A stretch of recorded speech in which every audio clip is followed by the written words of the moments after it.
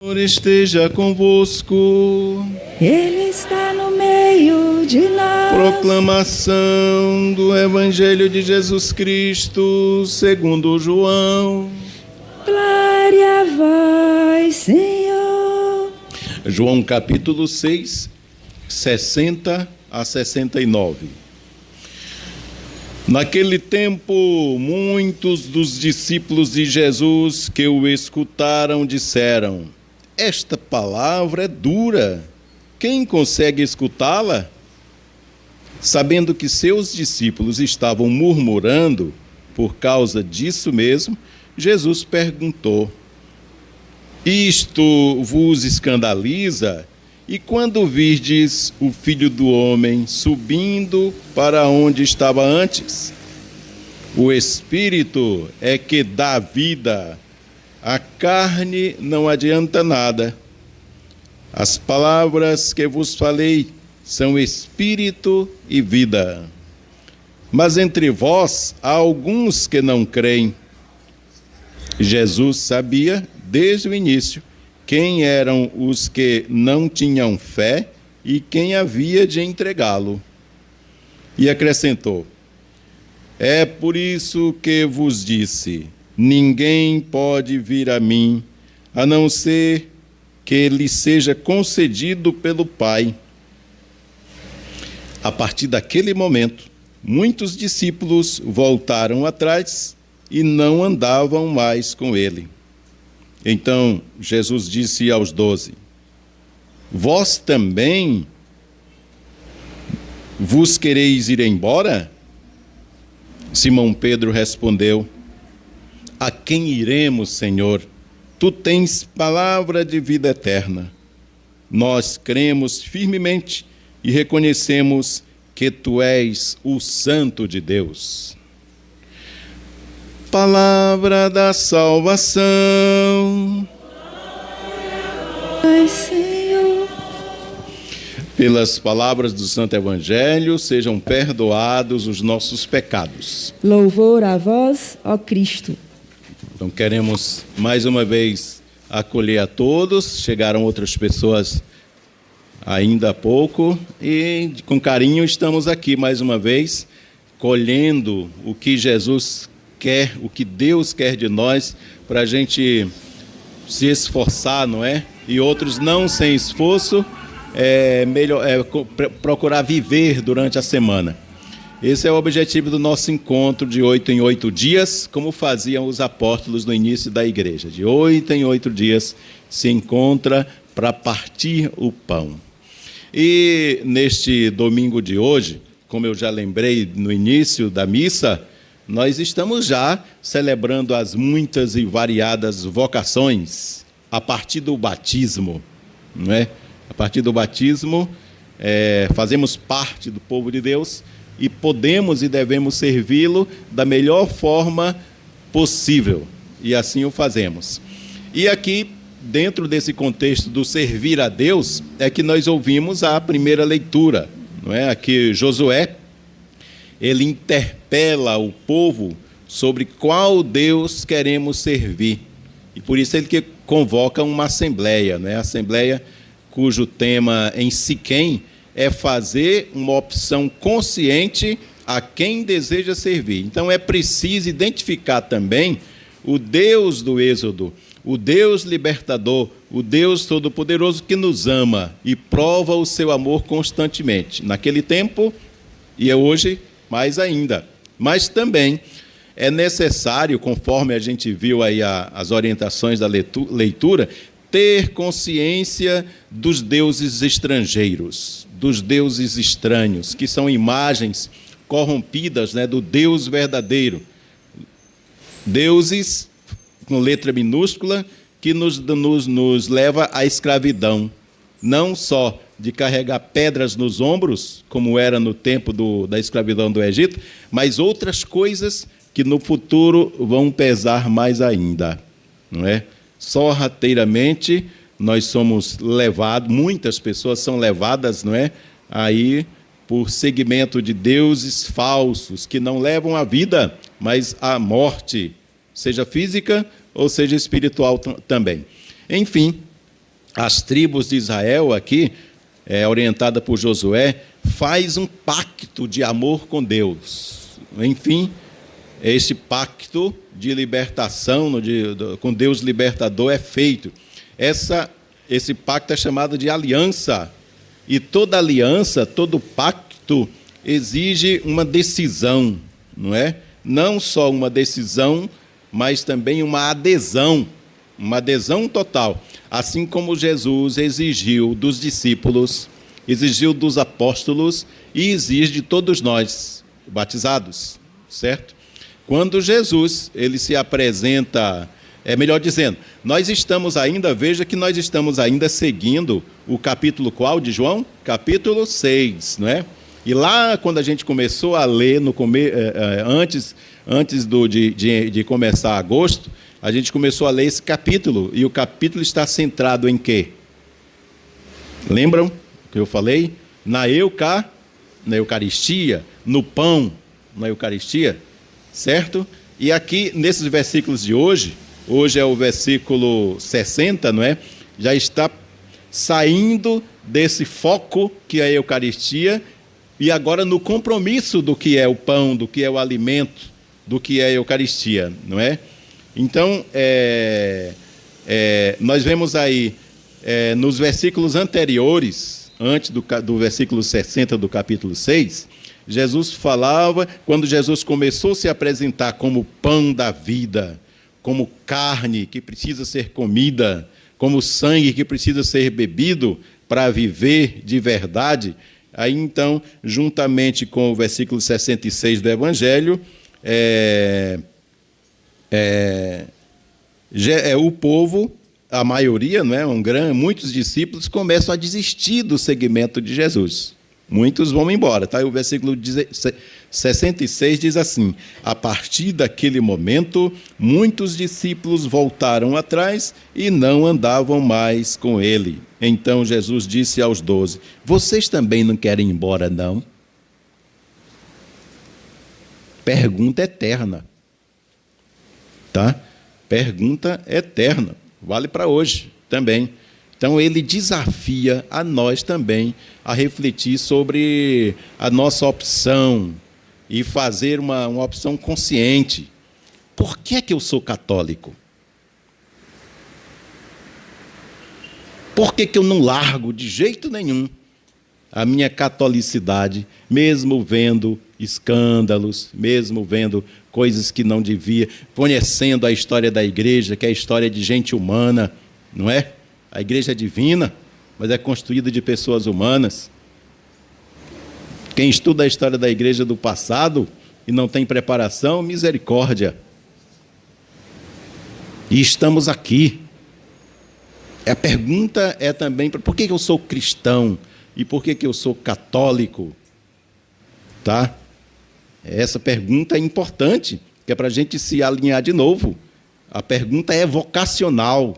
Se nós estamos nessa altura do campeonato, da nossa idade e da nossa perseverança como cristãos, ok, beleza, significa que somos perseverantes porque realmente cremos na igreja verdadeira, no segmento realmente de Cristo. Então, se a gente que tem conhecimento e não se escandalizou e não foi o suficiente para que a gente abandone a barca, não é? A barca, que é símbolo de vocação, símbolo da igreja também, muito mais hoje temos que ter muito mais coragem para seguir, para entrar cada vez mais nessa barca, né? Porque ela nos destina para um lugar bom, com certeza absoluta. Porque é muito favorável esse questionamento hoje, porque a gente costuma optar sempre pelo que é mais fácil, não é? A nossa geração tem uma segurança muito boa com relação a isso, mas as novas gerações, principalmente, né, costuma optar pelo que é mais fácil, se deixa manipular com facilidade pela televisão, por jornais, não é? Pelo comércio, o compra de coisa, não é? E não gosta de remar contra a maré. Não gosta, de jeito nenhum. A coisa ficou difícil, aí então muitas pessoas começam a desistir. Hoje, muito mais do que antes, nós percebemos aí o discurso de Jesus, que realmente é duro. O Evangelho começa exatamente com a pergunta dos discípulos, não é? Os próprios discípulos dizem a Jesus, né? O teu discurso é muito duro. Quem é que pode viver isso? Olha só, aqueles que estavam ali constantemente. Então, seguir Jesus impõe condições que nem todos aceitam, não é? E mais, a escolha para segui-lo não tira a liberdade. Deus ama e esse amor é liberdade. Então, servir ao Senhor da vida é uma exigência e nós podemos sucumbir também à tentação de ir embora, de partir para outra, não é? Muito. Então, sobretudo no mundo de hoje, em que a convivência harmoniosa, ensinada por Jesus naquele tempo e hoje é muito mais necessária, não é? Quanto a nossa relação com outras religiões e com a mesma religião cristã, de outros segmentos não católicos, não é? Se faz muito importante. Eu sempre já disse isso outras vezes, não tem problema nenhum, não tem pecado nenhum eu ir a um culto, se este for, por exemplo, de aniversário do pastor que eu conheço, às vezes é até da minha família, do meu vizinho, bom, camarada, amigo, não tem problema nenhum você ir a um culto, de jeito nenhum, a uma reunião, seja espírita, de aniversário, comemorativa de alguma coisa. O que eu não posso caracterizar é que eu larguei de mão a minha fé. Ou seja, em vez de eu ir naquele dia do aniversário, eu vou começar a frequentar, o padre diz que está livre. Aí então eu vou toda semana para a missa e vou toda semana para um culto. Não pode. Assim não dá. A gente tem que ter essa consciência. Identidade, escutei aqui, ó. É identidade. O chamado cristão. A quem eu quero seguir? É a pergunta. Pergunta eterna. Hoje existem muitas formas discretas, não é? de nos retirar da caminhada de Jesus, sem dar nas vistas. E às vezes até a gente não tem consciência, às vezes, né? Ficar sem se importar com o projeto de Jesus, com o amor fraterno, com a boa convivência, com a prática da justiça. Prática da justiça é importante. Então, vivendo uma religião como rotina. Eu vou porque eu aprendi com a minha mãe, é tradição, mas eu só vou por aquilo. E o amor a Jesus? E a minha fé na Eucaristia? E o meu encontro com quem é da minha fé? Não está contando, não, hein? Não pode ser uma mera tradição, não. A leitura da palavra, por exemplo, é um outro meio da gente fugir do compromisso de cristão, de batizado, de bom leigo, não é? É a gente fazer escolha de trechos mais convenientes para a minha vida, tá? Eu só vivo isso aqui do Evangelho, porque me convém, mas tem certas coisas que eu não aceito. Ué, e isso pode? Não, senhor. Não, senhora. Eu tenho que ter uma consciência profunda da minha fé. Em outras palavras, inventar um Jesus ao nosso gosto, não é? Um Jesus que me incomode menos. Me incomode menos. Ou nada, e faça sempre a nossa vontade. A gente quer um Deus que faça a nossa vontade. E não aquilo que a gente reza sempre no Pai Nosso, não é? O que a gente diz no Pai Nosso? Seja feita a vossa vontade, tanto aqui como o Senhor faz no céu. Olha aí. Olha aí. Então é importante essa pergunta, essa reflexão, ela faz parte de hoje ainda não. Será que é possível se dizer cristão, frequentar a igreja sem de fato ter tomado uma decisão verdadeira do segmento de Jesus, do projeto de Jesus? São perguntas que mexem com a gente, não é? Eu só vou escolher as coisas que me interessam, né? Quando eu estava pensando nisso, aí então a gente lê a segunda carta de Paulo, a carta de segunda leitura, né? Chega a arrepia, não é? É um doce nos ouvidos de feminista. Misericórdia, né? Sede submissa aos seus maridos. E a pessoa não lê o todo, não entende o todo e também não conhece a história da época, sociedade 100% patriarcal.